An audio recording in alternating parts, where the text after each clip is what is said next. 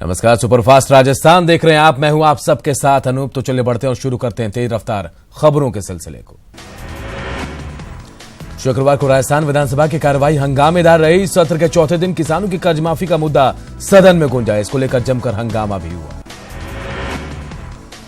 कर्ज माफी के मुद्दे पर नेता प्रतिपक्ष कटारिया ने सदन में सवाल करते हुए पूछा कि सरकार बताए कितने किसानों का कर्जा माफ करेगी और इसके लिए क्या व्यवस्थाएं हैं। इसके साथ ही उन्होंने इसे लंगड़ा आदेश बता दिया, जिसके बाद हंगामा बढ़ गया। सीएम अशोक गहलोत ने लंगड़ा आदेश पर पलटवार किया। उन्होंने कहा कि आदेश लंगड़ा नहीं होता, सोच लंगड़ी होती है। उन्होंने कहा कि संपूर्ण कर्ज माफी राज्यों के स्तर पर संभव नहीं है, इसलिए उन्होंने पीएम को चिट्ठी लेकर पूरे देश के किसानों की संपूर्ण कर्ज माफी की मांग की है। लोकसभा चुनाव से पहले कांग्रेस महिला आरक्षण का दांव खेलने जा रही है। गहलोत सरकार इस सत्र में ही विधानसभा और लोकसभा में महिलाओं के लिए 1/3 सीटें रिजर्व करने का प्रस्ताव लाएगी और प्रस्ताव पारित कराकर केंद्र को भेजा जाएगा। डिप्टी सीएम सचिन पायलट ने दावा किया कि कांग्रेस महिला आरक्षण बिल को लेकर हमेशा से गंभीर रही और जिन जिन प्रदेशों में कांग्रेस की सरकार है वहां इसे लागू किया जाएगा।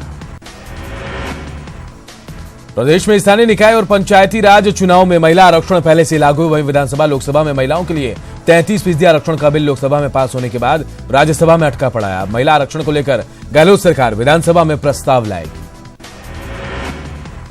प्रदेश में विभिन्न विभागों में कार्यरत करीब 2 लाख से ज्यादा संविदा कर्मियों को बड़ी राहत देने के लिए गहलोत सरकार ने एक कदम और बढ़ा दिया है। राज्य के कार्मिक विभाग ने सभी विभागों को आदेश जारी कर 10 दिन में संविदा कर्मियों की जानकारी मांगी।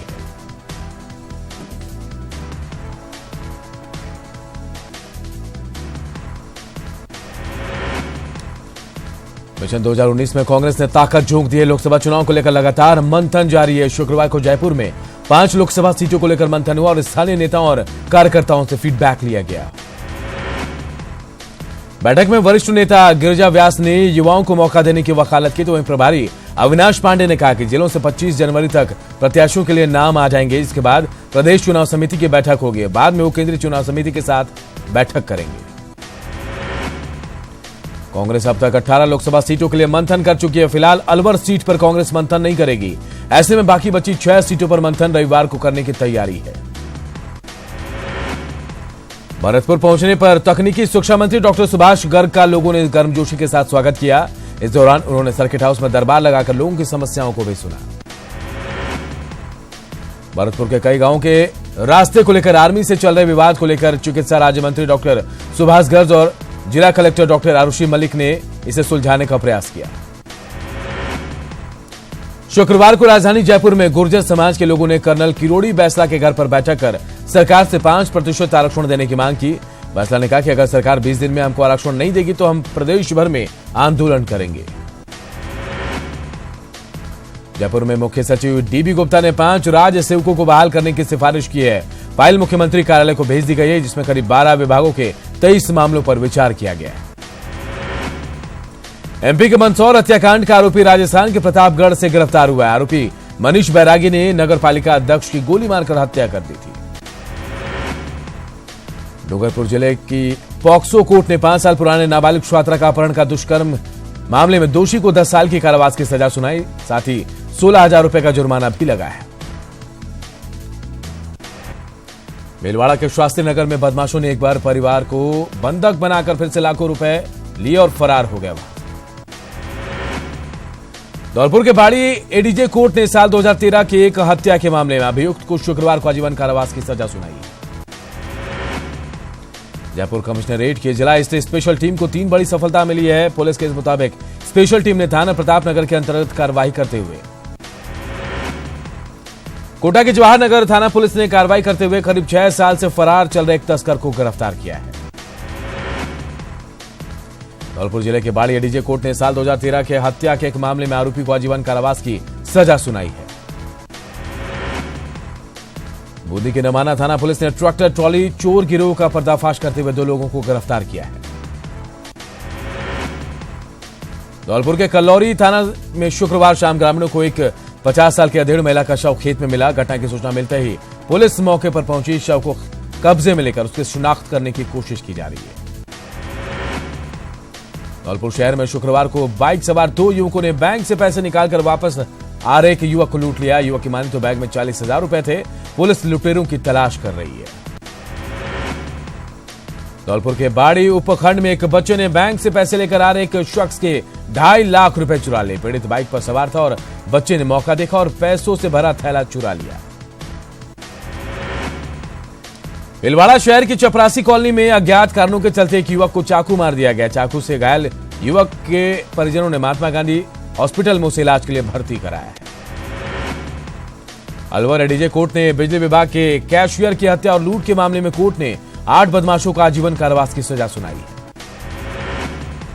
बीकानेर के नोखा में रफ्तार का कहर देखने को मिला है कि ट्रॉले में कार घुस गई और हादसे में 4 लोगों की दर्दनाक मौत हो गई। बीकानेर के लुणकरनसर में हाईवे पर 2 ट्रकों में भिड़ंत हो गई। हादसे के बाद दोनों ट्रकों में आग लग गई, जिसमें एक ड्राइवर जिंदा जल गया, बाकी 3 लोग घायल हो गए। सिरोही में स्वरूपगंज थाना के पास एक कार और ट्रेलर में टक्कर हो गई। हादसे में कार सवार 8 लोग घायल हो गए।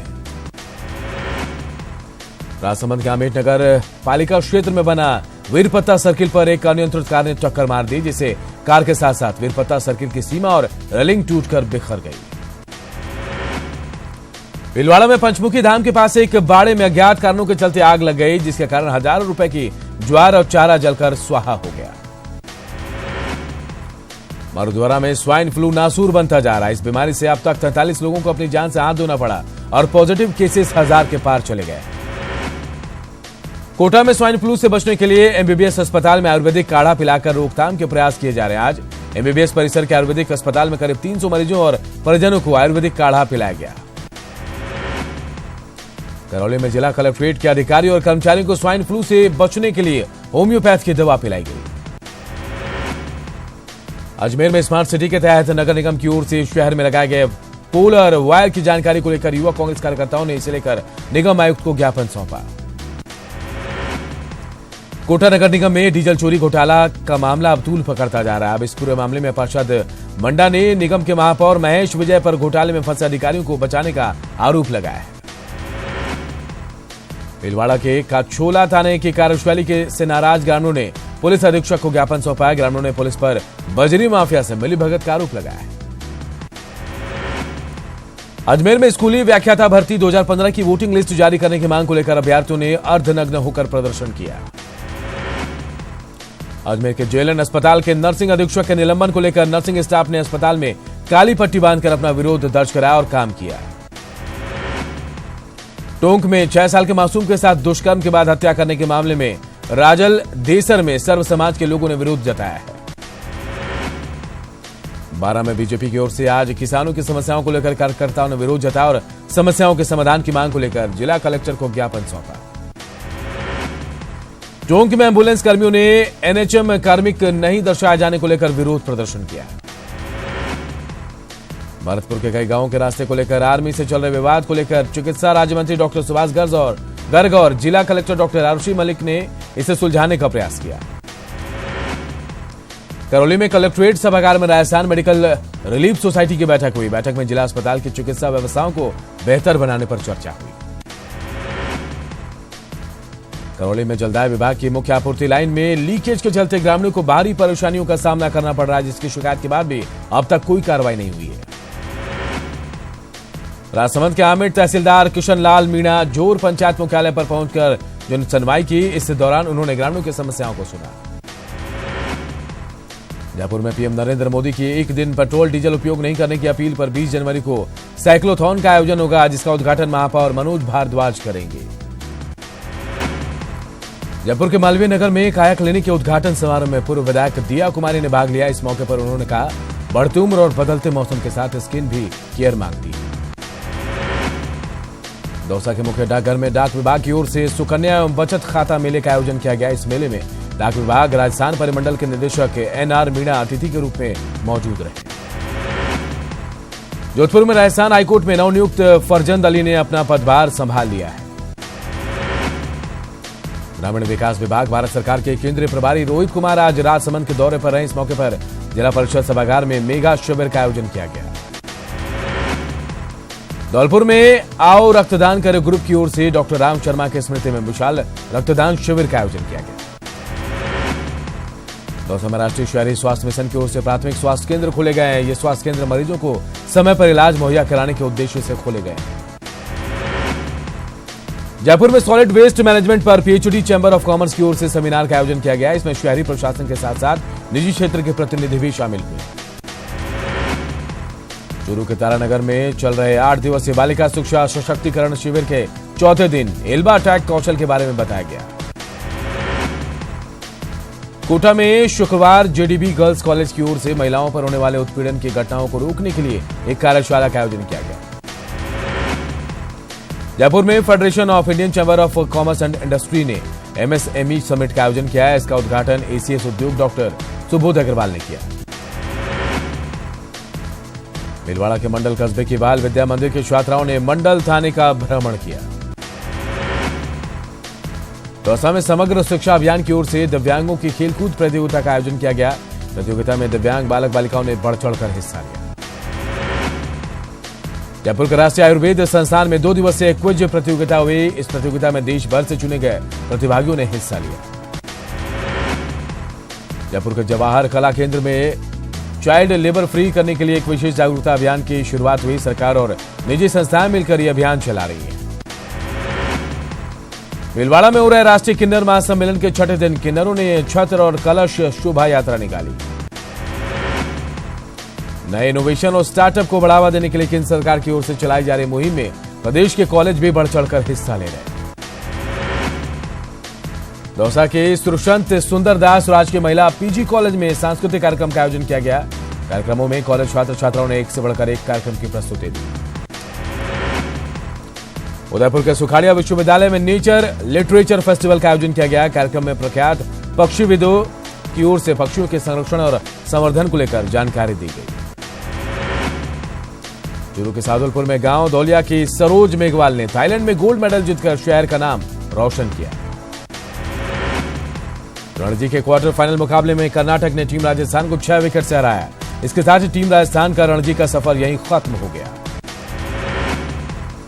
कोलकाता के ऐतिहासिक ब्रिगेड परेड मैदान में आज बीजेपी के खिलाफ टीएमसी के नेतृत्व में एक विपक्षी दलों की बड़ी रैली होने वाली। इस रैली में 20 से अधिक विपक्षी दलों के नेताओं के शरीक होने की उम्मीद है।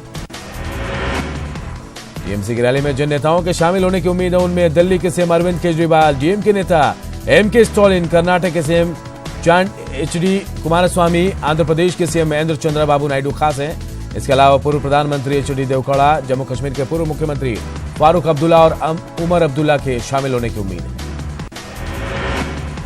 टीएमसी की रैली में एनसीपी प्रमुख शरद पवार, पूर्व केंद्रीय मंत्री यशवंत सिन्हा, अरुण शौरी, पाटीदार नेता हार्दिक पटेल, दलित नेता जिग्नेश मेवानी, झारखंड विकास मोर्चा के बाबूलाल मरांडी और झारखंड मुक्ति मोर्चा के कार्यकारी अध्यक्ष हेमंत सोरेन भी मंच पर नजर आएंगे। खास बात यह है कि मंगलवार को बीजेपी छोड़ने वाले अरुणाचल प्रदेश के पूर्व सीएम गोगाम अफांग भी रैली में शामिल होंगे।